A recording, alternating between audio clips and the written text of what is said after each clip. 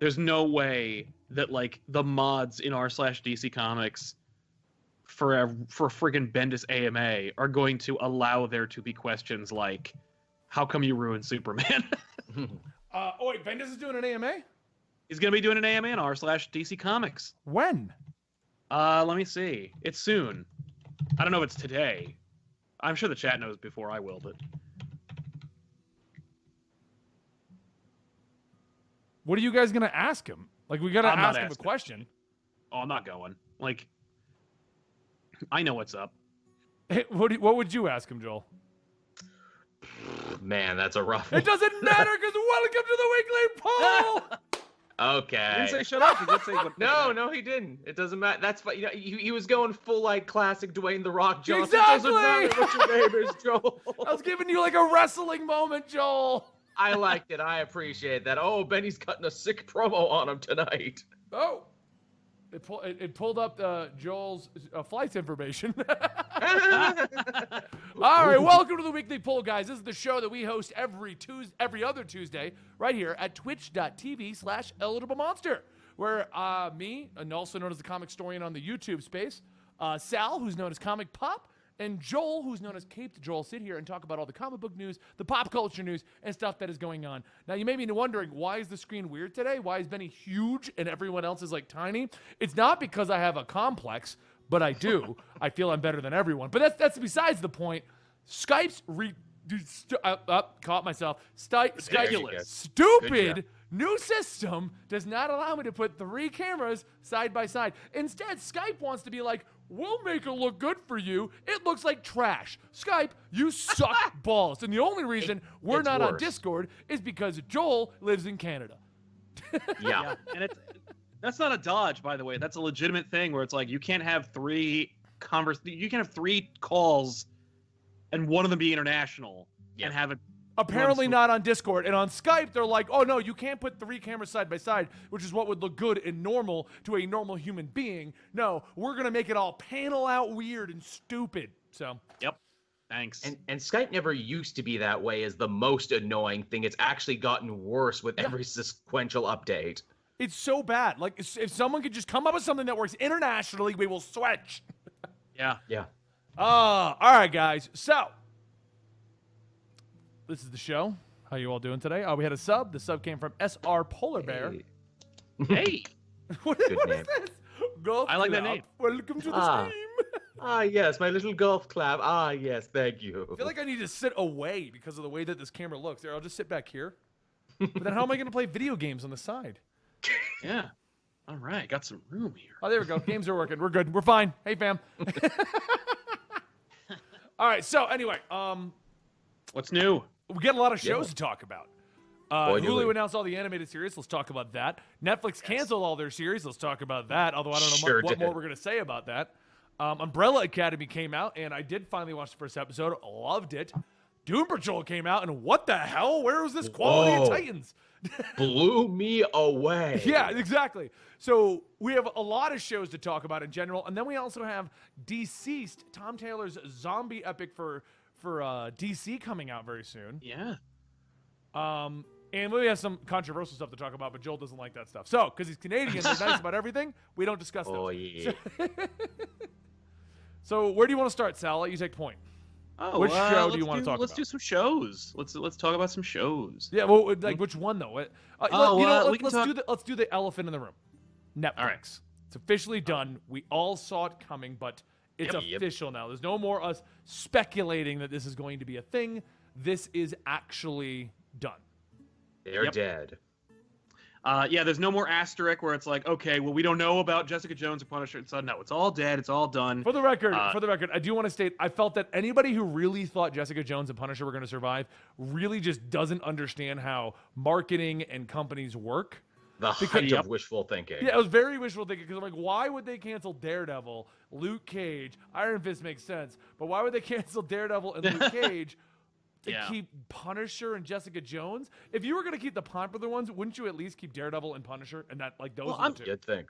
their justification I can imagine is, well, those are more R-rated properties, and Disney being a family-friendly company, blah blah blah blah blah. The reality is, there's no way, unless you're like Viacom and Star Trek, you're gonna split your company in half and send one half over here and one half over here. Except that that's exactly what Marvel did with their properties, because they were like, okay, we're gonna develop a whole new TV arm and then say it's part of the MCU and then never address it. Well, no, that again. was a whole different story in itself. That was supposed to be a collaborative effort, as proven by the first 2 seasons of Agents of S.H.I.E.L.D. Yes. The reality is the right hand and the left hand couldn't do anything but fight. And so Disney was like, unbelievable. fine, you're separate. And that was the problem with that. So stupid. There was also it's interesting because the details of the cancellation of Marvel Netflix and the future of those properties is very uncertain, because nobody really works there, and if they did, they have to sign NDAs and wouldn't share the reality of all of these. All we know for certain is, and it's only really certain because it was like leaked or shared. It wasn't like an executive from Netflix was like, here's the deal. It literally is just leaks that say like, okay, so we know, or at least we're certain that they can't do anything with those Netflix properties for 2 years. That Marvel practically gets them all back, but can't develop anything new to compete for the next 2 years. And that's really all we 100% know. And even then, it's not quite 100% sure. Right. So any kind of speculation about it is fair to have, but also frustrating to do, because it's like, what are we going to, like, okay. So rather than say, like, what are they going to do? What do you want them to do with these properties now? Honestly, I know everyone's like, oh, in 2 years, Disney's going to do it. They're going to host it. No. Here's what I think is going to happen, and I've been wrong before. I mean, I'm not. Right. I don't think I'm God's We've all gift to had comic our books. time. I've had plenty of times where I've been wrong, but I see happening is in 2 years, all of those properties are going to appear on the Disney service, and they'll never get a continuation. Oh, yeah. The reason simply is, unless everyone on that project does not get another job. Which we already know Mike Coulter is going to be in a pilot for a new show on like NBC or something, literally announced today. That's what I'm saying. So unless As he should, 'cause the he's entire wonderful. Defenders group does not get another job, and this includes like Rosario Dawson. Okay, Right, like, who's you know, very like, busy Yeah. and not going to be Kristen a problem. Ritter. Yep. So, Yeah. like, people who have worked pretty frequently up to this point, and then people that have now become more famous, like Charlie Cox. Yeah. So if none of them get jobs, maybe there will be an inkling or a hope if they release the current seasons all on the actual platform and they do well. There might be a, hey, none of you have jobs right now. Do you want to come back? Like, Yeah, and that's only if the people who are working for, because by the way, I don't even think you're going to see those Netflix properties on Disney Plus. They're going to move them over to Hulu. yeah. Yeah, So there it's you like, go. That's and the that's hot and that's new the thing. one. Hulu, do they have the money, the backing, the cachet, the prominence, and the audience to sustain a continuation of a 2-year-long canceled show, or 6 of them? I say no. Yeah, Well, okay. that's the $1 million question. I want to follow up on the Hulu thing in a minute. I do. But let's finish talking about the Netflix thing, because once we go to the Hulu, I have a lot of questions that maybe you have answers to that I don't have answers to.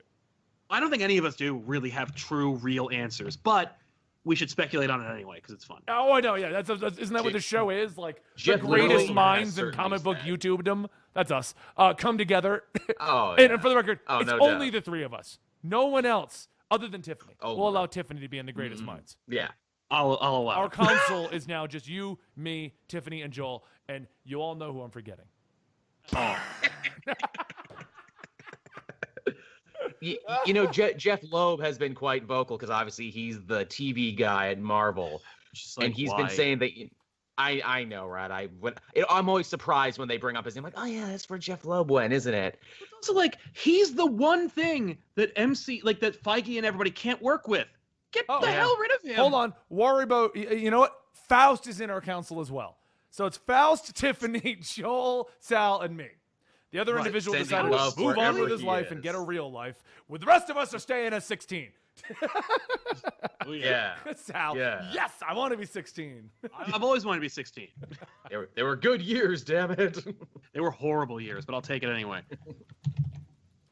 But yeah, Jeff Loeb, he piped up on social media. He's like, oh, these shows can still continue in some form, which made me raise an eyebrow, but also made me think, I'm like, digital comic continuation? Are we going to Smallville this and be like, oh, you'll get Daredevil season 4, but it'll be a digital comic? No thanks. I'm continuing my council discussion. You guys are having fun over there. That's fine.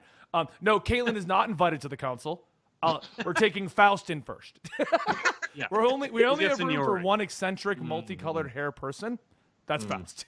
Yeah. He has tenure if we have to recruit one again. Wow. That's very nice and forgiving.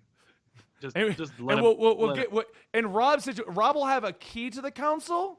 And he'll just kind of show up when he wants, but he won't have the actual. Codes, he won't have the himself. schedule in front of him though, so it's just going to be kind of like when Rob feels like showing up to the council. He doesn't get the full stonecutter robe that we're all having. Right. He doesn't have the robes to our comic book YouTuber console, but he has the key. No. He can get in. He can come in anytime. He's always welcome. Oh yeah, and Dave, we need a guy in the corner Dave. jacking it, so Dave will be here as well. There you go. He technically has the most seniority. He has seniority over me. Me too. For Sal. Yeah, Oh, Dave was wow. there first. The Legend of Dave. So anyway, Jeff Loeb says they could come back. Screw what Jeff Loeb says. He's a liar. So we're not going to believe that. For me, it's more like, okay, the 2-year thing, right? That thing I've always been saying. I'm gonna stop going off on this tangent. I am. I'm gonna let you go properly, but I gotta go with this. So apparently, according to the chat, I've created the Justice League, and Rob is Batman because he has the key, but he doesn't show up to every meeting. Yeah, exactly. Because he's too busy fighting crime. Yeah, he's busy. Rob's doing his own thing over there. He's good. He's good. Yeah. I like that. That Rob's Batman. Wait, so what Yeah, does that that he's make the rest of us? If we're Justice League, can I be Flash? I'm Oh, Green yeah. Arrow, obviously. You're Green Arrow. Green Arrow's not on the Justice League. I know, but I get the special Sometimes. box, though. Sometimes he is. I mean, everyone's on the Justice League now in the Snyder run. Oh yeah. I'm Wonder Woman. God damn it, you guys suck. All right, so There's too many green characters. I mean, I was gonna say I'll take Lantern, but whatever. I'll let the chat decide. I love how none of us want to be Bendis as Superman. No, not right now. We Good. don't. So, all right, Bad father. anyway, back to the proper topic, Green Lantern and Green Arrow. Yeah. Wonder Woman is Tiffany. Doesn't that make the most sense, guys? Why would I be Wonder Totally. Woman? She's like, I'm Yes, Dr. Fate. She's Doctor She Strange. does have the sword, though. She's like, I'm Oh, making so it work. anyway. I'm Doctor Strange. I've been saying this for a long time. The 2-year thing, right? Where it's like, oh, you can't use the property for 2 years. Yeah, sure. Until you pay whatever the exit clause is, because there's always a number, and it's in the contract, I'm sure. And that's why I want to see these contracts. So it's like, just shut up. Like, stop spreading misinformation. Like, just say, like, yo, okay, Marvel, Netflix can't use these characters for 2 years in any capacity, by the way. It can't be on shows, can't be on movies. So it's like, okay, whatever the number is, it can't be that bad because Netflix said no to a number of money they would have gotten in if they had kept these shows going. Okay. So I the have number insider that information on the Netflix situation. you do, I do, what you got up to actually. get. I know the reason Let's why hear they it. won't continue them. Beyond typical, all the contract negotiation stuff. Okay? Right. I did not sign any NDAs. The people who have told me this don't even watch the show. They just know me personally. okay, cool. So this Well, is hearsay from a supposed source that has information inside of Netflix. yes, a rumor. A rumor. And what it really boils down to is after paying Marvel and Disney their licensing fees, the Netflix Marvel shows don't take in enough money to warrant when Netflix makes just as much money on their personally owned projects. That makes total sense. Yeah, especially I if believe they're it. going to spend so much money on their personal endeavors, on their other shows that they own wholesale. That makes perfect sense. And also why they were willing to kill them as quickly as they did, even when they were in the process. It's like, but you got to promote Punisher season 2, and you got to promote these. Nope, fuck it, it's dead to us now. Oh, and then that's basically and even from a business owner standpoint, if I had a project that I had to pay exorbitant amount, I mean, we already know Disney charges a crap ton for their licensing fees. Oh yeah.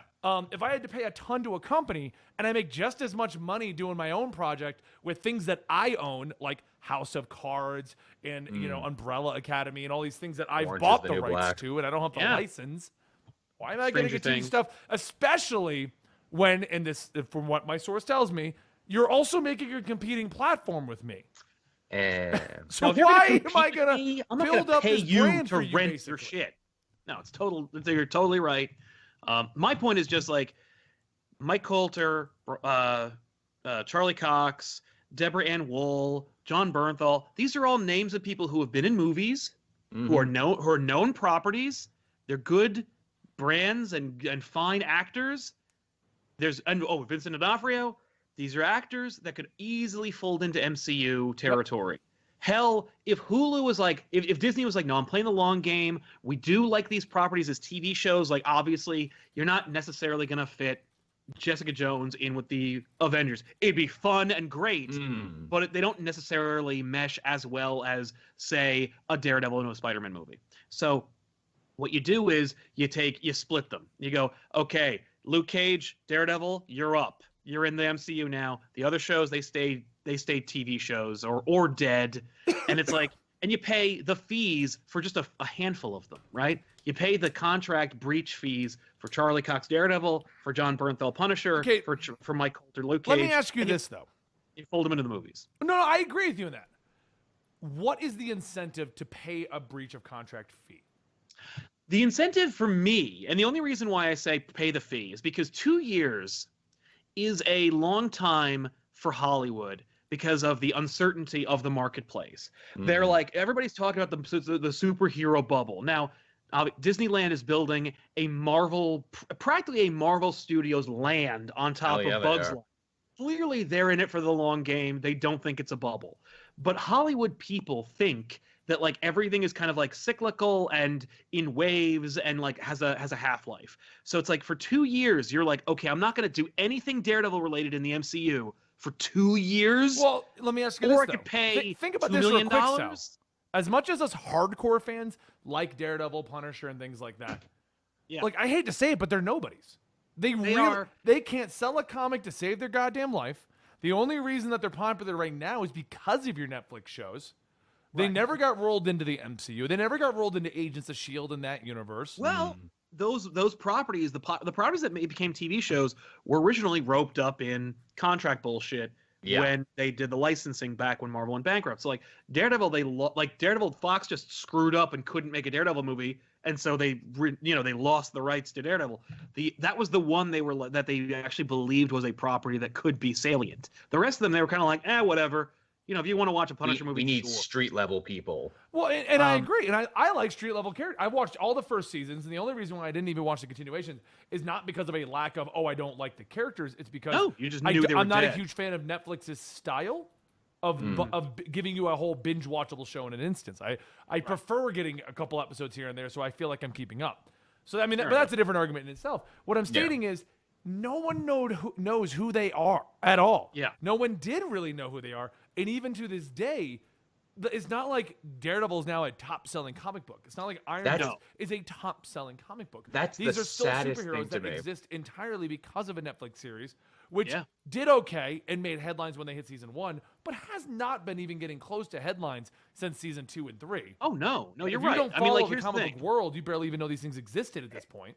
And Daredevil is... Oh, sorry, go ahead, Joel. I was going to say, and Daredevil lives in such a strange place in comics all his own, where he's always a critical darling, always has a book on the shelves, has one of the best successions of writers, and yet when it comes to views, and I'm sure we can all attest to this making videos on Daredevil, the viewership just ain't there, and it's the damnedest thing. Like, he has a TV show. Yeah, and so what I'm saying is, like, and everyone's like, well, they made the Guardians thing, and you're right, they did, but why try again with heroes that have already kind of come across as mediocre when you have another giant list of superheroes? We're just now starting to go into the idea of cosmic superheroes. So, and if the Fox deal goes through, which we all assume is at this point, X-Men are going to be everywhere. So why, if you have the X-Men and the whole cosmic Marvel, which is doing well, would you be like, let's pay a breach fee and get back the Defenders? They just got moved to the bottom of the pile. They're like, no, we got mutants. If they were the only other superheroes out there,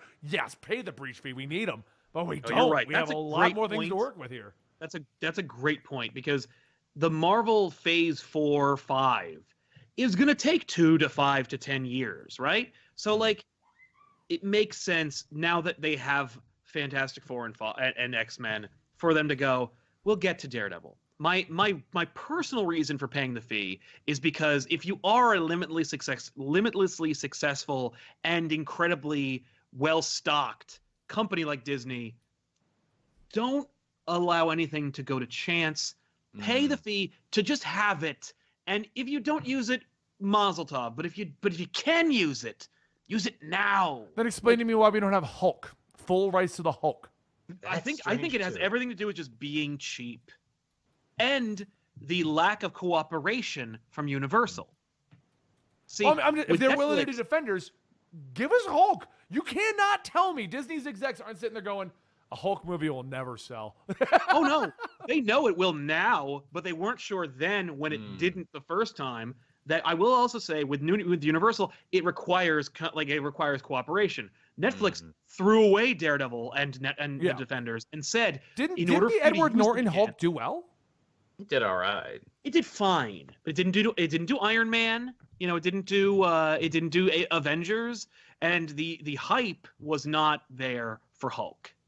It wasn't until after Hulk was proven to be cool in Avengers that Hulk became an actual property, and I think that's when Universal actually started to be more of a dick about it. Okay. It was after Hulk was was a proven property. They saw what it was worth. Yeah, and even then, I don't even know what the problem is with Universal and Marvel, so much as I know that Universal is required to participate with Marvel's solo Hulk endeavors. They have right of first refusal, I believe. With the street level Avengers or with the street level Marvel characters, for me, it's more like you have it, you need to pay a fee in order to use them all now. And my real reasoning for wanting to see it all now is because I want to see Kingpin in a Spider-Man movie, and I want to see Daredevil deal with the MCU. Yeah.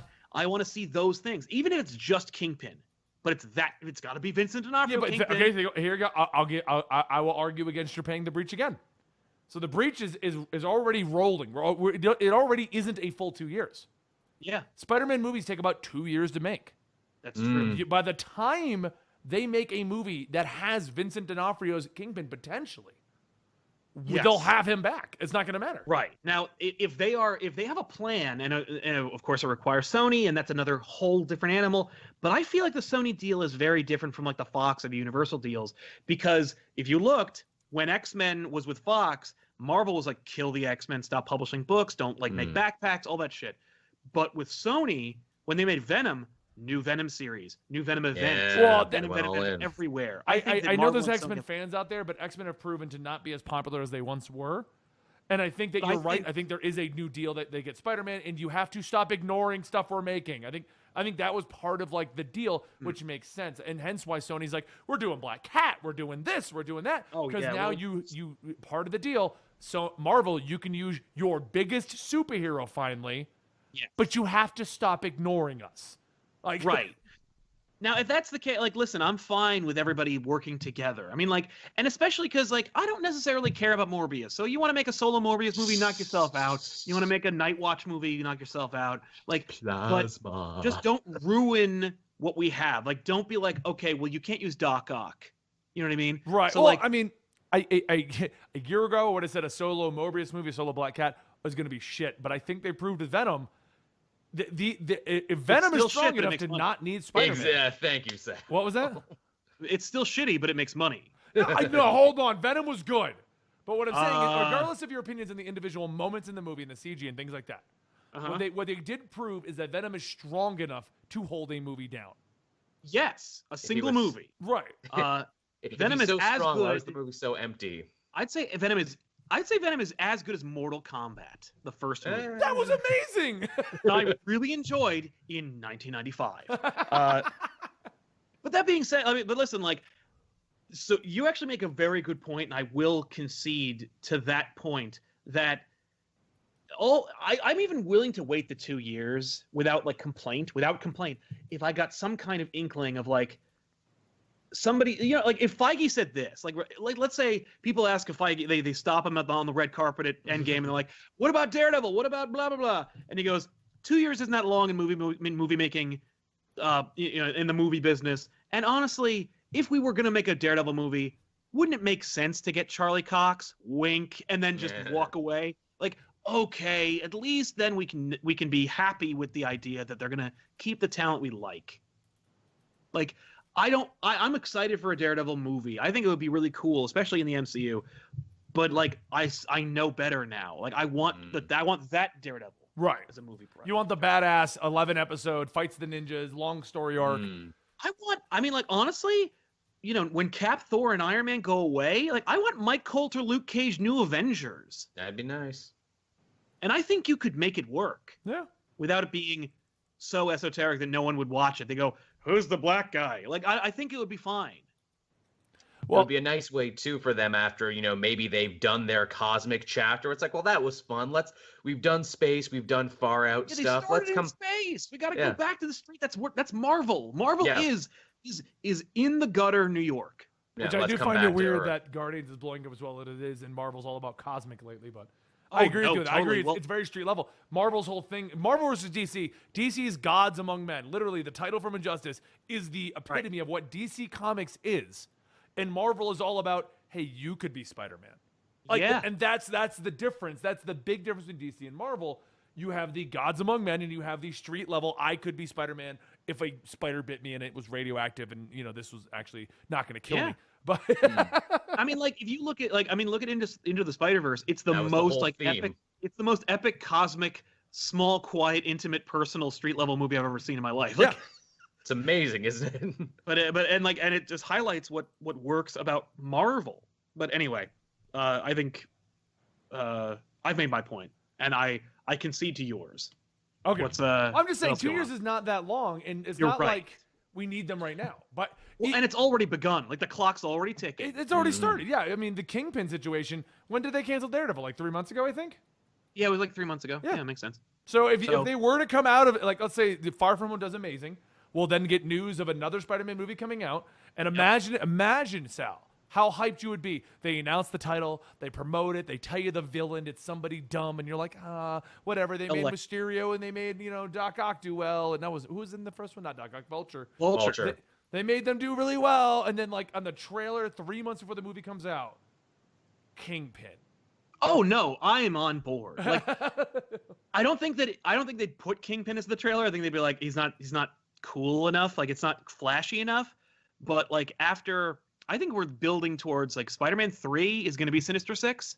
And if they do, we're going to need, like, a palate cleanser, and I think Kingpin would be a great palate cleanser. What if at the end credit scene, end credit scene in the next one, they fight the Sinister Six, Spider-Man wins, we get to the ending, and you just hear, like, sir, your plans didn't go well. And you just hear, like, something being thrown. It's okay. We're going to work on it, sir. We've got bigger plans we can work on, sir.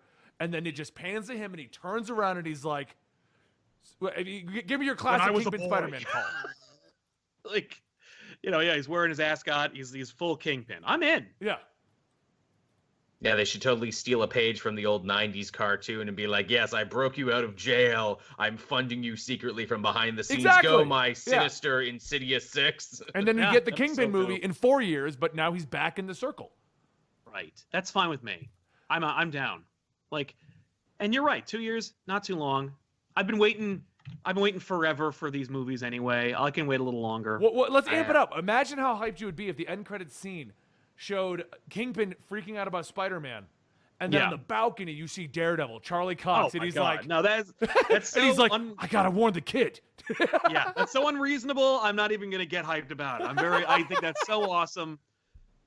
Hey, you're totally right, though. That is very. I would freak out. Oh my god! Like, I freaked out in the theater over things that I like but don't love. Right. And this I do, and I would. It would be. Okay, would be so insane. The next topic I wanted to go to. Yeah. Because I wanted to ask you guys' opinion on this. So, Hulu. Yeah. What is Disney doing?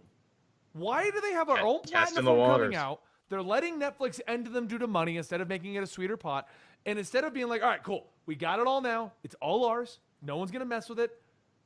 Oh, yeah, Hulu, make the animated ones now. Like, what? I think that's actually genius because Disney Plus will be like a very light PG-13 will be the glass ceiling for Disney Plus, and Hulu's they're kind of like their olive branch to people who are adults Because these who are sound like way more adult pitches. Yeah, I think that's their way of having their cake and eating it too, in terms of being like, no, the you know, like we can make mature properties and they'll just go over here instead of over here. Okay. And I'm like, I don't care as long as they put it out, because like the fact they got Kevin Smith to develop the the Duck show, Yeah, says to me that Disney is actually serious about making mature, and I mean, and by that of course I mean immature, themed properties. Like you could actually imagine a world where that Donald Glover Deadpool show might Could have actually come existed. back. Well, I am going to say, in my opinion, I think Deadpool and then the follow-up of Venom. I know you hate Venom, but I think the combo, because what I think it is Deadpool proved there is a market for R-rated Marvel. Totally. Regardless of it being with Fox, whatever it was, it proved to Disney like there are the entire Marvel fan base is not all children. It's not all parents trying to bring their kids to it. There are adults who just want to see adult-themed superhero shows. Between the darker tone of the Netflix shows and then the full R of Deadpool, I think they were like, there might be something here. And in my opinion, and this is entirely my opinion, I feel like Venom was that second shot. Like if Venom had bombed, they would have been like, okay, no, Deadpool's a flash I can see in that the pan. happening. I think Venom proved to them that, okay, yes, it's a flash in the pan, Deadpool was, but there is something here. There is an audience that wants more mature rated stuff. Well, and especially because Venom is a Marvel property at the end of the day. Yeah. So they're like, okay, these characters do appeal to adults, and those adults are going to pay the money to see it. Yeah. We can do that. Yeah, And the I pitches agree. sound good too. The pitches sound really good. They got good people involved, like you said, Kevin Smith. I think Chelsea Handler is working on that Tigra and Dazzler show. I'm like, okay, there's another big name. And by the way, I'm tossing this out there. The Dazzler character, like, why Dazzler? I'm thinking it's because that was one of those characters that Marvel and Fox both had. And they were like, oh, we can fast track a development of that mutant right now without having to wait for the deal to come through. You know what I mean? Yeah. Just the fact that it exists kind of feels Like, I think nice to Dazzler me, was too. one of those like Skrull situations where it's like we both own Right. this character. I agree to an extent. I think Dazzler and and Howard the Duck and things like this is more test beds. I think it's just like the Ant-Man situation, just like the Guardian situation. This is so out there. If we get the right person on it, maybe we can make it do something. And if we do it right, but we still fuck it up, it's no skin off our back. Exactly, Like, we don't, and that's how I we think did, it is. like, That's what I think okay, that we the taint- Dazzler thing situation is, because there is a fan base for Dazzler, and the very concept of Dazzler does function well. You know, like Yeah, I mean, we but all make fun of Dazzler, but Right. she's fought vampires. She's a rock star. You can make that work. I mean, you made Dazzler Jessica should Jones work. an enjoyable show. Indeed. Yeah. Lends do, yourself to and I know comedy. they're out there. I'm not sitting there saying they don't exist, but I never met a Jessica Jones fan before the show.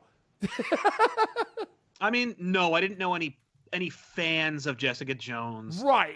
I knew people who liked the book. Right, but like like the book. that's- I know people like the book. I know people that liked the idea of her being married to Luke Cage and the baby, but I never met anyone that was like, Jessica Jones deserves my favorite a new character. book and a new direction. Yes. No, that's right. I'm putting the caveat out there now because I'm probably going to get like 200 people in the chat going like, oh, they're well, I coming, was a huge but it's Jessica just- Jones fan. but here's the thing, You where exist. were I know you you- do. Yeah, like, but we're talking about what we've heard in the past. And Exactly. The fact is, that's right. Yeah. I mean, I'm a So fan yeah, of I think that's a Marrow. great idea, and I'm excited. No one even knows who Marrow is. No. Yeah. Can I get some hype for Marrow fans out there? No. You'll be thanks. waiting. How about maggots? Like, Oh, yeah. Maggot or Husk. Tiffany loves Husk only because it's a hilarious name. Husk. Sure is. Marrow, not Mara. No, What's- Marrow. Marrow is a Oh. Wolverine ripoff entirely made out of bones, and they wanted a female Wolverine before X-23, but they were like, well, we can't make it Wolverine because then everyone's going to say we stole the idea of Wolverine, so let's just make bones protrude from every portion of her body. She she's lasted for a little savage. while, then they're like, just make a female Wolverine. Who the hell thought Marrow was a good idea? I Was love that- that. They were like, we can't just make a female Wolverine, and then 10 years later, like, let's just make Just a female. clone Wolverine and make it female. I mean, Yeah. On a cartoon, no less. It was X-Men Evolution that exactly. cracked that egg and came Yeah. up with that. I'm kind of hyped for the MODOK show, Likewise. but I Dude, wish after, it was a after his Mojo portrayal show. in Gwenpool, I'm on board. Was that? He was in Gwenpool, and he was hilarious. Oh, I know. He's great. He was Yeah. he was the main, like, he was one of the main characters of the Gwenpool series. Yeah, exactly. And anytime before that, I would have told you MODOK's just a stupid guy in the Marvel vs. Capcom game. Oh my God, yeah. Why MODOK? And now I'd be like, no, a MODOK show could sell. I could totally see a MODOK show selling. I like the MODOK show too because they're like selling it as like, hey, a look into the super villainous side of the Marvel universe. I'm like, yeah, we haven't gotten one of these before, and it's a comedy and apparently a family drama too. MODOK has a family he goes home to at night. I would rather there be an AIM show. Mm. It would be easier on the animators, but make it like Office Space, but you know. yeah, or like a Dilbert type show, but it's AIM. That reminds me of like Harvey Birdman, Attorney at Law, where they just reused all the assets from previous shows. That's fine with me. By the way, did you notice? I was just playing the Spider-Man game again. This is very much a Rob tangent. I apologize. Rob will, even if Rob is busy and can't make it, Rob will always be in every episode. Yeah. The funding that Doc Ock gets in the game when he's like, Peter, I've got more money and blah blah blah. That's AIM. Yeah. Oh, is it really? AIM paid Doc Ock. Like, he's in AIM's pocket. I'm like, that's awesome. It was. No, go ahead. Yeah, actually lost, related to what you're saying, I have a question Right. for you about Spider-Man. Okay. In the latest comic, they've brought up Feast, Mr. Negative, the whole 9 yards. Oh yeah, no, big time. Where did that come from? I don't remember that plot in comics. That was in the comics. Like when Mr. Negative first showed up, he and MA like built Feast. Okay. Mr. Negative actually created Anti-Venom. So it's like Mr. Negative, I remember explaining that actually. Tiffany was like, when I was telling her about Mr. Negative, she's like, Mr. Negative is a real comic character? Like, he showed up in the comics? I'm like, yeah. And she's like, was he always Asian? I'm like, yes. Like, it was an actual thing. She's like, that's really cool. Like, because she's like, most people that I know who played the game were like, they assume Mr. Negative was invented for the game. Well, he was actually in part of Dan Slott's run. He was one of the big villains. I know. I think he was them. created by one of them. Like, he was a brand new day character. Yes, he was. That was his first big, and this is my brand new villain going to take the universe by storm, Mr. He's Negative. one of the two that made it out of that whole thing. Indeed. Who was the other one?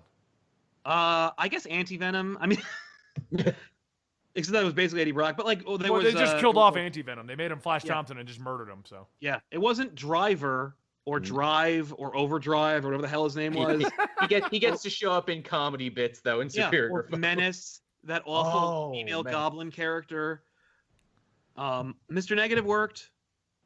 Anyway, but I just found it funny because I'm reading the comic and they're like, "Oh yeah, this is Feast," and Martin Lee his real name is, like, he was great up until went evil, and I'm like, "Are we just bringing the game in here, or did this actually happen?" Right? No, that's a real thing. Like, it's actually and of course it was because like Dan Slott must like have some like compromising photos of everybody on the development team because like all like 2/3 of the costume, Dan Slott created costumes. What are we going to use? Dan Slott created supervillain as the main kind of the crux of it outside of Norman Osborn. Like, it was crazy how much Slott infusion there was in this game. No complaints, by the way. More than I enjoy Dan Slott's run, Sal. I like it too. I'm just saying, like, I was surprised by how much of it was so like lopsided. Anyway, but I was so excited when I replayed the game and I noticed the AIM thing. And then I saw like the AIM mug that Doc Ock was drinking out of. I'm like, what's happening? How did I not notice this? How cool. Like, that's awesome. That might account for why he was so stressed. Like AIM, of course, being like, hey, you gotta start helping like work on these costumes and start making like weapons for us. Like, it's so cool.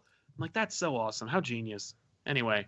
So anyway, back to the reason we even went over to the Hulu situation, off of the Rob tangent. That's with Rob being a lot more busier, Rob having a lot more, for the record, real quick, guys, because I know the Weekly Poll fans don't get all the news from everything else. I feel like we've never really addressed this here. There's no bad omen at all with Rob. We're all super friends with Rob. No feud. He's busy. Yeah, that's exactly it. I'm going bowling with Rob on Saturday. Rob just really wants to focus on Rob. Like, literally, he wants to just enjoy having time off, doing things. That's all it is. Can you shut that for me? Yep. So just because I feel like the Weekly Poll doesn't get a lot of the information because they're not tracking us as fully. Yeah. But yeah, no, it's Rob not being here is entirely Rob's own decision. He's not been ousted. He's not been pushed away. He just has other things he wants to do, and he's. I feel like he's kind of moving. He's still a core member of the Weekly Poll, but kind of like what he's doing at the Comics Experiment, where he just when he's free, he's there. I feel like that's what he wants to do with Weekly Poll. If he's got nothing going on, he'll be here. But It's not like priority 1, be there every single other Tuesday. So for those of you guys who are wondering if they're, because I made the joke earlier and I was thinking about it, I'm like, people might think I'm actually mad at Rob or taking a stab at Rob or something. Like, no, Rob legit. Anyway, I think that we need to name tangents Rob tangents no matter what. That's what I was getting to. Totally, yeah. So that on the episodes Rob can't be here, Rob lives on. Yeah, Rob will be here. I think we can all agree for these Hulu shows, the weirdest one is Hit Monkey of all the ones. Oh, yeah. No, come on, it's Hit Monkey. He's great. And I hope we get a Deadpool cameo. I hope we do too, because like that's the only real way I know who Hit Monkey is. Exactly. Same here. I'm just like, wow, you're digging deep here. At least Howard the Duck had a movie, was in the backgrounds of Guardians of the Galaxy. Yeah, and had a good run. Like Chip Zdarsky's run was like apparently very good. And it's probably going to be the backbone of this, no doubt. No doubt. I hope is, so. based on the Hulu president saying, yes, we would take those shows, do you legit think that there's any hope of Hulu picking up the Netflix shows and wanting to continue them? Especially if Netflix wasn't making a lot of profits off it. I mean, Hulu doesn't have to pay the same licensing fees because it's owned by the parent corporation. So I'd imagine that there is a lot. It's owned by ABC, isn't it? It's owned by Disney now. Yeah. Disney owns Fox. Disney owns Hulu. Like, they don't have to pay. So it's not as much of a loss. If Netflix was kind enough to tell them how those shows were actually performing, I feel like if Hulu was smart and they wanted to make any kind of revenue off of the Netflix shows, first of all, by the way, I think no. But I think if they were really smart and they wanted to do that, they would just go, the show is The Defenders. Yeah. Yeah. There are no other reunion shows. special, yeah. We're not building up a universe. The show is Defenders. And it's going to be about these characters, like who are the supporting characters? Jessica Jones, Matt Murdock, Foggy Nelson, like Iron Fist. Oh, by the way, we accidentally recast him. Nobody cares, right? No. No, you know what? Because I still don't think we'll ever get any of these shows back.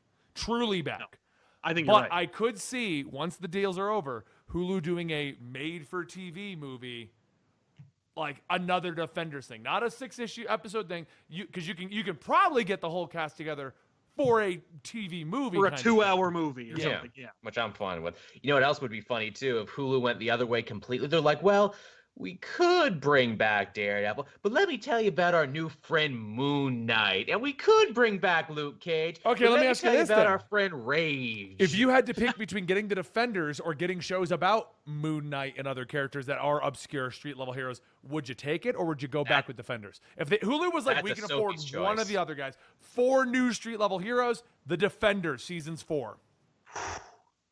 I mean, I'd have to go with the new show. Yeah. Defenders is over. Like, for me, it's over. Like, I don't care about that team. I wanted to like it. I wanted to get into it. I loved how it came out. But knowing that it's not knowing that no one else cares and that it's not going to go anywhere and they're not going to give me what I actually... I'm in. Fake dragon blood, whatever, I'm in. But, like, when I found out that, like, there was nothing else after that and that they're not going to actually, like, put the effort, time, growth and support from MCU behind it, I was like, where is the chase now going to cut to it? Like, why am I not, like, why am I involved? Why am I invested? So it's like, sure, if Hulu is connected to Disney and it's more, if there's more incest involved between the two companies and whatnot, make it Moon Knight. Especially since I know Feige likes that character. Maybe then there'll be a crossover between these freaking things. Yeah. There's definitely storylines I would want to see finished from the Netflix universe that I'm sad won't be finished. But yeah, if it was down to 4 heroes, you could probably twist my arm where it's like, hey, remember Ghost Rider everyone liked? Here's some Ghost Rider. Hey, did you like Jessica Jones? You're going to love Spider-Woman. Yeah, yeah, Spider-Woman, Ghost Rider, Blade, and Moon Knight. If you like, that would be my 4 to get shows on Hulu. But at the same time, I'm also down if they want to make those movies, by the way. Yeah. Yeah, please. And I'll take a Daughters of the Dragon show instead. Yeah. So, okay, so that was the big 2 with that. Let's move on to Doom Patrol. Yeah. I'm just, dude, I am surprised. I was not expecting Doom Patrol. Legit, Natalie and I started Doom Patrol at lunch, and the expectation was we're going to eat lunch, turn off the show, we might not even come back to it. Yeah. And 10 minutes into it, we're both sitting on the couch, and we just binge-watched that whole thing. That first episode, I guess not really binging, but we watched the whole first episode. Finished the whole show. Because the intention was eat lunch, get to work. We just watched the whole show. That show was incredible. The cinematography, grabs the you special so effects, hard. the lighting, the vibe, the mood, like the Fox Yeah. on the Run. Like, when did we get that kind of money? Oh yeah, Right. oh yeah, just music in general. Like, we throw around the word cinematic a lot, but man, this is the most cinematic feeling DC show in a while. Yeah. It's crazy. Brendan Fraser, man, I didn't think he had it in him, man. They breathed fresh life into this dude, and all Yeah. it took was making him an unfeeling, unemotive robot. My only issue is that Robot Man looks terrible. I like how he looks. Why do you think he looks terrible? Robot Man has a look that he's carried since the Grant Morrison days. We knew it looked so good that like one of the best covers from the Gerard Way Doom Patrol run was just a big old picture of Robot Man. Let's give him this ugly ass underbite. Like, what are you doing? It's just I like that's it. the only complaint I have is that Robot Man looks so dumb, but everything else is so cool. I don't care about Elasti-Woman at all. Rita Like, I'm not Ferrer, here yeah. for her. Yeah, okay, someone brought this up. Do you think that they're actually going to call her Elasti-Woman? Yes. They Or do you have think to they're at going to leave some it as point. Rita just to not have any Incredibles confusion? No, I think they will because I think DCU, like DC Universe people, like they're like, who's watching this? Fans. Like, we're not trying to appeal to another audience. It really felt like that, where it's like, yeah. Yeah, Well, that's like, what I'm loving we're about making the a DCU, even Swamp the Thing Titans show. and stuff like that. They're appealing to the fans who wanted like that dark and gritty Judas Contract style Titans. I mean, I agree. They should have looked at it and been like, where are those 80s fans? Oh yeah, Titans is completely different now. Maybe we should go with that direction. But Totally different. You're right. You're right. but the costumes, like Hawk and Dove, looked amazing in my opinion. They look and I love great. the way No, the those Doom Patrol's Better Patrol's than they looking. had any right to be. Yeah, I completely agree. So I think, I mean, it's a slam dunk. I hope the numbers are sound. I'm hoping that the only potential problem I see right now, I hope Cyborg, when in action, does not look nearly as bad as he does in every. He looks terrible too. I forgot about how bad Cyborg looked. Like, Man, literally, dude, it looks like someone went cyborg. It's all flushed with the skin, right? And he looks like a cyborg. Yeah. Okay, so go to the local Halloween store and just get Grab a that- cyborg-looking piece. We'll glue God, it your to the spirit guy's head. Halloween. And hey, can the eye be off center? Yeah. So Just a you'll little always be bit, so it looks looking. really dumb. You know what it is? I don't even think it's off center. I think they didn't take the time to glue the mask properly. It is just like sagging a little. It's like really weird how bad he looks. Yeah, exactly, like almost like intentional. So I'm hoping there's either a reason or it doesn't look as bad in CG and all these other things. Like maybe this is like 1.0 and it's just like literally I hope Silas was so. like just kind of good. Is it It's weird. even going to be Silas here, or is it going to be the Chief rebuilding No, it now? Silas has been casted. Oh, is he really? So either that- either he's not rebuilding him and it's the chief, or it is Silas rebuilding. But Silas is there, so That gets me because it should have been Beast Boy. It should have been Changeling. It should have been the character who has a history with the Doom Patrol. Why is Cyborg on every team but the one team he's supposed to be on? Well, and I think it's just because we know that, like, you know, they know that you're expecting Beast Boy. Beast Boy at least was on the Doom Patrol in the in the Titans show. yeah.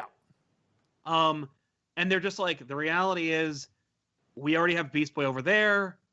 At least we have a Titan. Yeah, we got one. I almost feel like DC. Okay, here's what I think is going on right now, and this is just what I've seen between Marvel and DC. Okay, DC has Wonder Woman. For years, she's been like the epitome of a female superhero. Marvel's never had anyone on the level of Wonder Woman, and what they're trying for is to get a Wonder Woman, hence Captain Marvel, hence potentially giving Spider-Woman the whole baby thing. Like, not even just in shows, I'm talking like across the board, you can tell that Marvel has been trying to find a strong female lead character, so they have that.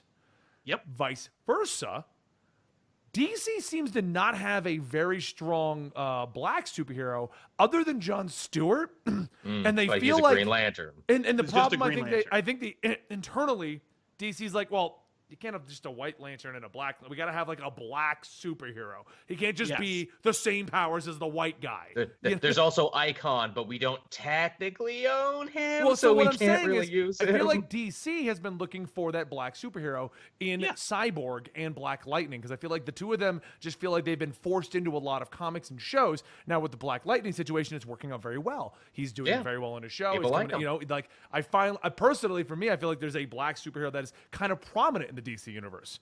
He's all over Young Justice. He's on Young Justice. He's in that new comic Wonder Twins. He has a cameo in that. Oh, yeah. Like he's everywhere, and I don't feel leading. like he's being shoved in. Cyborg, on the other hand, ever since the New 52, it's almost felt like DC's been like, no, Cyborg is our black superhero. That's right. It's like, he's on the Justice League. Okay, that's not working. He's making the Doom Patrol. That's not working. Yeah. He's got a solo book. That's not working. I just feel like I like Cyborg. I do. Same. But he I like him always on the turns Titans into the more, security though. guard. Like, Yeah. No, I agree. They really, well, that's poor Cyborg, I think, is just the victim of the fact that like DC didn't plan really well with the New 52. So when they said we need to make a black superhero that needs to like be on the Justice League, they were like, how about Cyborg? Screw it. And they like didn't think, how is he going to fit? How is it going to work? How does his character match with that? What's the plan? Now? Like they had no plan, and they were like, we can't get rid of him now. He's we everywhere. Can't be like, A couple people brought up Steel. Why wouldn't they use Steel? I think it's the same argument as John Stewart Green Lantern. I'm all for John Stewart being like the Green Lantern and Steel being on the Justice League. But I feel like DC's like, well, no, Steel's just Superman. We don't want to have that. Steel's our black Superman who is an icon. Yeah, exactly. That's what I feel like the problem with Steel is, and I feel the problem with John Stewart is. I would love either of those characters to be prominent in the DC universe, but I feel like DC's like, well, we don't want people to just be like, oh, you just put the black Green Lantern in, or you just put the black Superman in. They want to have a black superhero like Black Panther. Because I'm okay with I like Steel. I like that idea of Steel coming on the Justice No, I League, do, but I feel like what they're looking for is a black superhero who completely stands on his own. Not derivative of any white superhero. Right. Not derivative of a white superhero, because Black Panther has always been in the Marvel universe, and Black Panther, even though he's huge now, has been prominent in the Marvel universe. Like, and he has been an Avenger. Like he's been an Avenger. I mean, it was history. always like him and Luke Cage, and since Luke Cage was kind of like street level, Black Panther was like our superhero in the Marvel universe. Absolutely. Yeah, and so I feel like while Marvel's looking for a female lead that really fills that Wonder Woman niche, I feel like DC's trying to find their Black Panther. Their superhero who stands on his own and he's not derivative, and he's this is who he is. And I feel like I don't know why they don't just ride the Black Lightning thing. Yeah. Because I feel like they keep trying to shove Cyborg down our throats, and it's like, it's not working, guys. Do something with them, or give us Black Lightning. I really think that the problem with Black Lightning is that he's called Black Lightning. Do you really think so? I really think it's just them saying, like, they'll make fun of us. I really think that's what it is. But at least Black Panther has its like base in like, well, that's a thing. That's an animal that exists. There's no such thing as a black bolt of lightning. I can see that. I can see that. Yeah. Everyone's yelling Static Shock, guys. The problem with Static Shock is the same problem with most of the Miles universe. DC in the Miles verse have some kind of weird deal going on where DC can only use them so many times without paying, or I don't know what it is. They got to pay somebody, and they don't want to. Nobody will say what it is, and the Miles verse and the Milestone universe. That's it. Milestone universe. Yeah. And the DC, the people in charge, it's funny because they're almost like children with the way they passively talk about it. Yes. We'd love to bring in Static Shock, but those guys won't let us. Somebody is holding it up. Right. And then on the other side, they're like, oh, we'd love to use Static Shock, but those guys won't let us. You know, you're just like, there's so much finger pointing. Yeah. Do you want to fix the issue with like diversity on the Justice League, and also like fix the female problem? Get Vixen on the Justice League. She's African American. She's also a female. Like, I think they tried that temporarily, especially with the Justice League of America. Justice League of America's a little bit of a different animal, though. No pun intended. No, but they made her like the leader. Batman stepped away and made her the leader of that team. Yeah, but like, how many people were reading Justice League of America, though? Not enough to keep it going. That's why it got canceled. Exactly.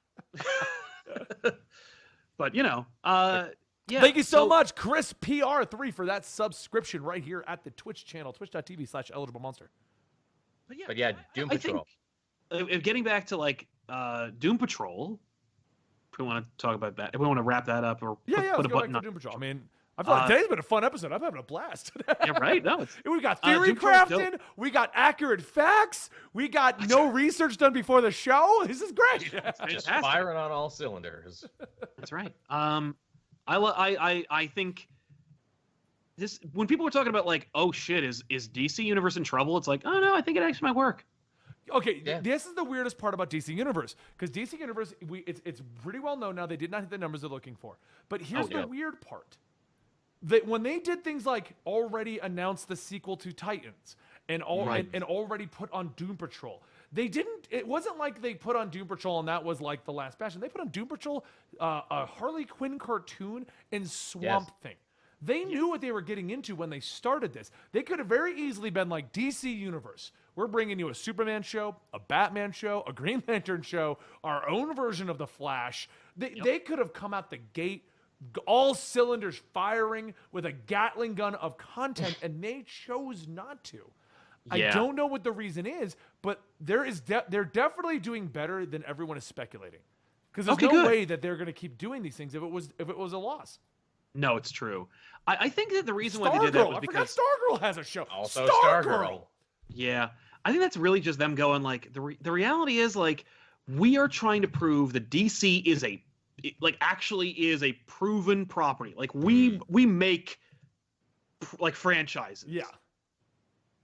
Like any one of these, if again, I hate to see you use this every time, but the reality is like you got to use it. If Guardians of the Galaxy could be a friggin' billion-dollar movie franchise, anything can work. And it's like I think it's a flawed way to look at it, but I think that's how Hollywood types, that's how they do it. They look at what worked and they try to do that again. Well, I feel like DC Universe it's touted as being for the fans. It is for the fan. It's not mainstream. It is a DC-centric fan-based thing. You know? Yeah. And I feel like they're 100% owning up to that, because who the hell cares about Doom Patrols? Hardcore DC fans. Who the hell cares about Swamp Thing? Hardcore DC fans. Like, Swamp Thing does not have this resurgence of popularity recently where everyone is like, oh my God, I want Swamp Thing. Why is there no Swamp Thing? What is going on with Swamp Thing? That doesn't happen. He is getting a Walmart comic, though. They have added him to the new Walmart comics. What I'm saying is, like, what is on that roster other than a Harley Quinn and Young Justice the hardcore fans want? They didn't name Titans Robin, sidekick of Batman. They named it Titans. I mean, that's a different argument to sell. What I'm saying is they could have, and they would have gotten more people interested. Yeah. But instead they went with Titans. Yeah. They did. But yeah, Doom Patrol, great, shockingly funny and dark and twisted, just the way I like it. A ton of references to Morrison's work.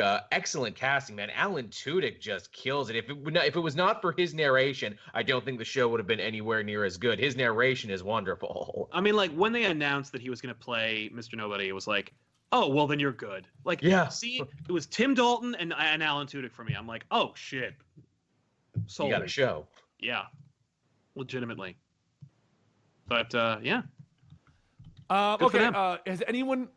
Let's just talk about the first episode of Umbrella Academy. I think for the most people who are interested would have seen that. I'm sure. That's all I've seen anyway, so I don't want you to spoil it for me. Because, oh my God, was that first episode amazing. I've never heard of the Umbrella. I'm not going to lie. I'm a huge comic book fan, but I don't follow the indie scene that closely. I follow indies that somebody recommends to me or I go check out. Very few do I pick up based on my own, oh, this looks intriguing, Yeah. And no one has ever, and I'm not even lying, recommended Umbrella Academy to me. I've never heard of it until this show came out. Never. I've never heard of it. I mean, I've probably seen it in passing, but like no idea what I was getting into with this, and that show is like so cool. Yeah. Did you see it, Sal?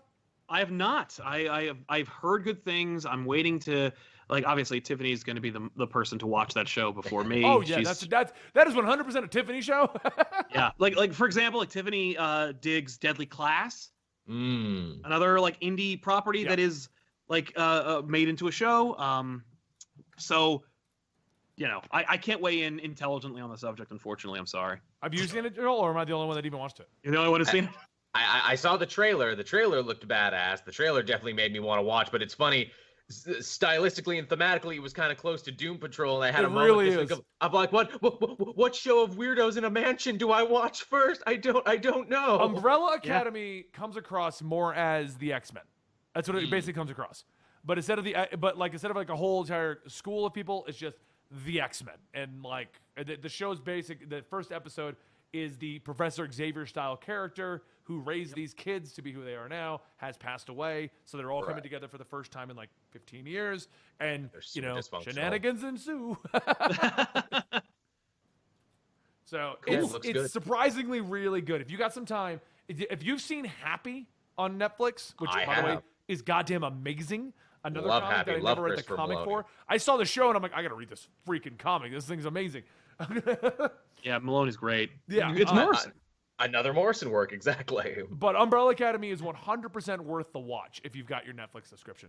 If you like superheroes, you like everything. It is based on a Jared Way comic. There's apparently 2 of them. I looked into it after watching that episode. He made one. It's a 6-issue arc. Done. A year later, did a second one. He's supposed to be doing a third one, but he's postponed it for almost 10 years now. Yeah, he's really bad at that. I mean, look at Doom Patrol. He revived Doom Patrol and then like abandoned the book. Okay, I mean, sadly, I had to stop reading it after Milk Wars. Did it just go away? Is it done? It just went away, and it's not even like it ended. It just went away. That's what I thought. I'm like, as did the Young Animal imprint. Yeah. Is the whole imprint gone? Because I haven't seen Mother Panic in a while. Not officially. They've teased the idea that Young Animal is still around. I think we can all agree it's dead. But I think that Doom Patrol will survive. Like, I wonder how well it's sold in general. Not great. I felt because it was all niche books. It wasn't. There wasn't like a bit. It wasn't. They didn't have anything. The closest thing to mainstream they had was Mother Panic. That was the closest thing. And that, I don't know about you. I know that you reviewed it on DC Fans, but like I don't think it did well. Which is weird because it did feature Batman for the most part. You would think. So. Young Animal struck me as so weird because it's like, hey, let's do Vertigo without doing Vertigo again. Then it's like, let's do Vertigo again. Yeah, that was the weird part. Everything that was in Young Animal felt like it should have just been a Vertigo book. It absolutely. And then they brought in, and then they announced the Young Animal imprint, and then like a year later or less, they were like, we're bringing back Vertigo, and it was like, what? But and Vertigo's got a couple I think strong it's books just right because. Now. I'm trying to think which ones. They got that new one where the guy's fighting the white supremacists. I'm really liking that one. It's very politically charged. It's completely out of my wheelhouse. It was funny when they sent me the book. They're like, hey, will you read this? I'm like, I'll tell you right now, though, I'm not a huge fan of politically charged books, so there's a really good chance I'm not going to want to read this. That's Hill's book. Yes. Yeah. I was like, I'll read the first one, but I'm telling you right now, there's a good chance I'm not going to want to review this. I'm actually really enjoying that one. There's another one that's doing really well right now, though. What's that? I mean, like The Dreaming. Dreaming's really good. Yep. Books of Magic is still is a thing. They got a bunch of ones in there. Isn't like this week that House of Secrets, House of Mysteries in that one too? Yeah, House of Mysteries. Oh, isn't it that Goddess one? The Goddess show. Oh, Goddess Mode. I picked it up because everyone's recommending it, but then I found out from the chat apparently it's one of those books you either love or you hate, and like they're very much like I love it, I hate it. Like it's one of those super divisive books. So I got to read it. And I'm sure it has nothing to do with the lady who's writing it either. I didn't notice that until everyone said it was divisive. I looked at the writer. I'm like, I wonder how much of the I hate it is I hate Zoe Quinn. Like, I wonder why. Yeah, exactly. I was like, I wonder how much of that is legit hate and it's a bad book. And they just want and how much is just reaction? Exactly. How much is reaction to Zoe Quinn getting a book? Right. I heard good things, but again, I haven't picked it up. And actually, I think Tiffany just picked up the first issue for the first time just to read the damn thing. Oh wow! She was like, "I got to read this," and it was like, just sitting on the floor at the comic book store. There's so much to catch up on right now. There's just so much to read at both companies. Yeah. Hey, really quick, as a quick, let's try to let's test ourselves. Mini topic, really quick. Okay. The rumor from Bleeding Cool that DC's going to scale back their title. Dio already said on Facebook it's not true, but he's a liar, so let's not even. Yeah. I mean, Bleeding Cool is very good about a lot of their rumors, so they're really good, especially DC stuff. The rumor is that DC would roll back to 22 monthly titles a month, like drop it down to 22 monthly titles. Good or bad, yay or nay? I actually think it's a bold move, Cotton. Let's see if it pays off. But if you read into that rumor, they're increasing the Walmart sales. Yep. And I wouldn't put it past them to be also increasing Vertigo, increasing all these other imprints with Zoom and things like that. Because it says DC Comics. It doesn't specify all of the imprints. That's true. So if this is true, I'm thinking that they are going to cut back so that you just are getting what's going to sell. And I Yeah. can see them really pushing Wonder Comics, Zoom Comics, the Walmart comics, and digital releases. Because I hope so. These things aren't things that are tracked. I mean, I know Injustice was the biggest selling digital book of all time. And Yes. so why not do more in that field? I feel like if they I've do always cut said back that. on the 22 books, it's almost like the discussion I had at the beginning of this episode where I said I might cut back on Comic Historian videos until Yeah. the movies come back so that I can focus on other projects. So if and DC were to do this, technically- I feel it's to focus on other imprints and other projects. And it's already like stealthily starting to happen. Like Green Arrow is getting canceled, and that Titans book is getting canceled, and all of these Yeah. other books that have been around since like DC Rebirth, where it's like, well, I thought these titles were evergreen. I thought they were never going anywhere. Yep. This has a show. This has a show, and you're still canceling it. Okay. And that's what I'm saying. Like, if you were to cut down on your books, because apparently, in the same report, which, by the way, if this Lannister Stark guy's in the chat, ha ha ha ha, if you read the report, Marvel is winning now due to sheer number of sales, but the market value, which I never really did the tracking on that fully. They did a full analysis on the market value. DC's crushing Marvel on it's not individual sales, but it's like if you do Marvel, it's basically the way it looks is the amount of books compared to how many Marvel is selling compared to the amount of books that DC is selling and the amount of individual books that have sold. The market value of DC books is much higher than Marvel. Then it's Marvel, and then what I found interesting was it was Boom as the third highest individual sales, then Image, then Valiant. Wow. I was like, wow, Boom is killing it with Power Rangers and Buffy and all these things now. Yeah. Man, they got some good titles and some good runs, That's and some people solid are licensing. Yeah. Yeah. So it's really interesting to see, especially if DC pulls back, will they maintain that market share value? Right. Or will they start to lose that because now they're so low on books? The question that I have is, how much of that is Batman? Because even the worst Batman books sell super good. Yeah. Like, and it's embarrassing how much of DC's overall sales are all thanks to Batman. Marvel's highest selling books in the last 5 years couldn't hold a candle to the highest selling Batman books. Oh no, Batman's insane. I mean, And every time I'm full it's just a screen right now, so I can show consistent. my tattoos better. Yeah, Hey, look at that. He is a permanent skin affixing character who, like, you can't deny He's right there. his influence. When in doubt, just add Batman. Yeah. Batman I mean, really, makes like- everything do better. Do you know why I'm the I remember biggest comic looking- book channel, Sal? I have I'm Batman sorry? on my arm. Yeah. It's the entire reason. Nothing else. No, it is Batman. Like, if DC put out 10 Batman books a month, those will be the top selling books of the month. Yeah. Well, look what happened when Metal came out. Yeah. Well, like, what was it? There was a month where it was Dark Knight 3 and a Scott Snyder book and also the main book, like the Tom King book. Like, there was like 3 or 4 different Batman books coming out, and all of them were the top 5 books. Well, it's Between funny, the- too, because between all Scott the Sater publishers. responded to us real quick. Thank you so much, Loco Chihuahua, for that subscription. Scott Sater came out. He's like, this is my last Batman book. The last Day of Sure. Earth. He's like, I'm done. And someone responded with, does that mean we'll never get a sequel to Metal? And he goes, oh, no, that's a DC event. That's not Batman. So it's like, oh, so we're getting a Metal event. We're getting a sequel to Metal. Okay. Never done with Batman. Yeah, I'm done with Batman. Oh, no. But Metal, that's DC as a whole. If He we said happen the to same have Batman thing. in that, not my fault. The Batman said the who same laughs. thing at, The like- Batman who laughs is a totally different character. He's getting an ongoing. also I said wanted that, to talk about DCeased, actually. Someone brought up in chat, and I was going to bring it up anyway before we close out on this. Tom Taylor has been hinting at something huge. He's doing something big. Finally revealed what it is. DC zombie event. Yeah. DCeased.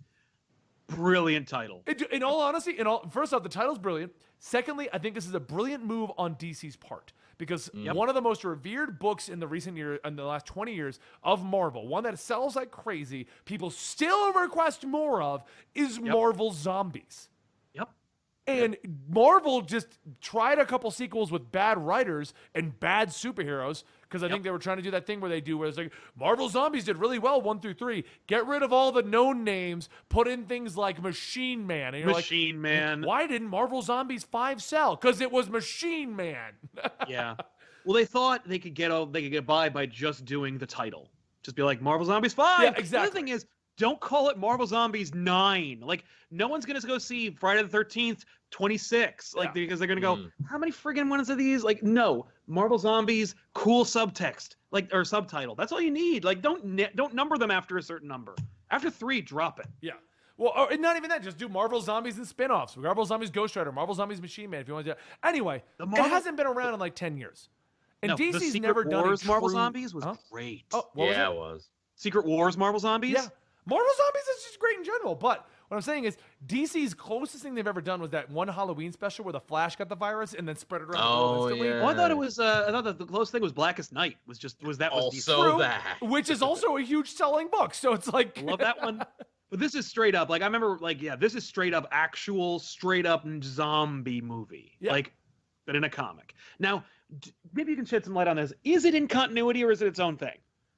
He hasn't specified. They're being cagey about it. Because I think the assumption is Elseworlds. Okay, that's fine. That's fine. Actually, that's actually better because it means there's stakes, and I know characters will die. This is Tom Taylor, and the last time he had something that was in its own universe, he killed half the Injustice universe. So, and everyone loved it. Well, like, no, no because one that was part of the complained. thing. That's why we loved it, because you didn't know what was going to happen. When somebody died, you were like, "Oh my God, what? You just killed him!"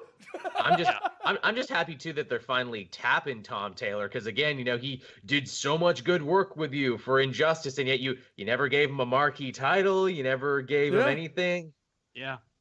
Well, part of me wonders if they're giving this to him. Well, because Marvel gave him Spider-Man, and they're like, "Oh shit, we're about to lose Tom. Give him something." He is one of those weird like freelance writers where it's like, no, I'm not exclusive with anybody right now. Do you want to make me exclusive? Exactly. Yeah. Yeah. If you like it, thank then you put so a much ring for that on 4 it. months in a row. Hey, thanks. So But yeah. I'm I'm excited down. about it. I really am. That Honestly, Capullo cover is so cool. what was that? I'm sorry. The Capullo cover is great. Oh yeah. Yeah. Did you see the one where they mimicked it? Yeah. I was like, oh. I will say when I tweeted this, and my reaction was a little exaggerated in the tweet, but it was pretty legit. When I first heard about a DC Zombies event, I was like, whatever. When I heard it was Tom Taylor, I'm like, everyone's gonna die. Yep. Yeah. That's how you do it. Yeah. No, Tom Taylor's DC Zombies is worth a look. Like, I feel like if you give Tom Taylor the freedom to kill anyone you want, it's just like he's just like, this is gonna be great. that's the thing. Like, he knows the characters, he knows the universe, he respects the material. So it's like, if he kills Alfred, you're gonna fucking cry. Yes. Yeah. Like, it's gonna be really cool. If he kills Booster Gold, it's gonna be sad. Dude, I've never been more upset about like the death of Booster Gold and Blue Beetle. I know. Like, that was so gut wrenching. No, Tim Drake's death in Injustice was one of the few times in the office I'm reading a comment that I was like, no! What? What is happening on my screen? Undo. Go back! The only thing that hurt it was I wish there was no video game, because I was like, I know what's going to happen to some of these people already. Like, I wanted to be like totally not sure what was going to happen to these characters. I feel like the problem with that was continuing to tie it into the video game. I liked it better when they were kind of free reigning it with it, and we were all kind of like, wait, is this a tie-in, or is this like a comic book adaptation? Have we moved on from this now? Are we just not going to tie it in ever? And then like they started looping it back around to like, oh man, because that kind of happens in Injustice too. When you have a flashback, it's like, it didn't happen like this. It happened, but not like this. Yeah. Well, they killed it in Convergence, so it's like you might as well just moved on. After because in Convergence, the opening of it, the Injustice universe dies. Yeah. Which wasn't that weird and catty. Well, because they were saying, I think they were implying that like that was back when sales weren't great. But Monster wants to know if Tom Taylor's a Marvel fan because he seems to like write stories about DC characters dying. Right? Yeah. Yeah, he's working for Marvel to kill them all. Good job, Tom. Yeah. So, all right, anyone want to add anything else to today's discussions? No, I just want to mention that DC scaling back thing. I just was like, I think that's cool, but I wanted to talk about it with you guys because. Well, and think about this too. Even if they are legit scaling DC back to 22 Comics, if they are focusing on all these other imprints, including Walmart and Wonder and Zoom and all these other things, because they've been doing a big push on these more children-oriented books. Yeah. You know, what if the idea is 22 DC books are our adult line, because we don't have Black Label anymore because we can't really do it apparently. Can't do it. Yeah. So we're You're gonna have right. Black Labels, one book a year, and then we're gonna have all the regular DC books, and then we're gonna have the kids books, and like that's what they're doing with it. They're just like disseminating it a little bit better. And Didio, whatever. Yep. He could be. I mean, no, that's not actually happening. It is, but not to like what Bleeding Cool is saying. Supposedly, too, this whole thing is a whole initiative pushed by that brand new president they have there, who's shaking stuff up and led to all those layoffs and everything. Yeah, She's wrecking everything. But you might finally get your 22 books because I know you've been saying that forever, Sal. I think it's a great idea. I think that's smarter to like scale back. Well, I don't want to get into it. The point is, I'm all for scaling back the books, legitly. I mean, as creators on YouTube, we can start focusing on older books finally. I don't have to worry about 50 freaking Marvel books a month going, well, what are we covering? Because I can pick like 10. I might really finally be able to like, launch a new show. And if you want to prove that, the digital market is real and it's the future, move some of your niche books that, they only sell 25,000 copies a month. But you know what? That's 25,000 copies. Move it over to digital and give it new life there. Yeah. Push digital. Harder. But Marvel already did it with Luke Cage, Iron Fist, and Jessica Jones. And there was the Cloak and Dagger Hopeless book. Yeah. There's a bunch of books that Marvel pushed harder. DC needs to get back into digital. Hell, what about this? DC Universe exclusive comics. Ooh. They did that. Yeah, I think they did. They've been doing that. That's why we haven't seen them on Comixology. They're going to DC Universe. They started it with a Young Justice book. Right. Oh, really? Yep. There's a Young Justice comic in there, which is a prequel to the show right now. And but it's tied in with the show. I'm saying no, do an ambush bug, no, I know what you're saying, but what I'm saying is they have been trying that. They're testing the waters. I mean, just like Injustice was the time with the game, and so was Mortal Kombat. And Young Justice already had a digital book before this, and they brought back that team, so it was easier to do that. People were used to getting that one digitally. Right. So that's is that cool. One Piece behind you? Me? What? Yeah. You watch One Piece? No, but our audience does, and someone was nice enough to send us a One Piece statue. What? I was about to be like, Sal, why have we never discussed One Piece? Right? No, I am not a One Piece fan. No, not to say I don't like it. I just haven't seen it, and I built it because I'm like, it looks cool, and he's on my and I'm dealing with the shelf. But we do have the show, and it is on Blu-ray or whatever, and we'll watch it. Okay. What would your gum fruit power be, Sal? I don't know what that means, and it sounds stupid to me, so I don't think we're going to watch it. You know what? Here's the thing. Neither do I.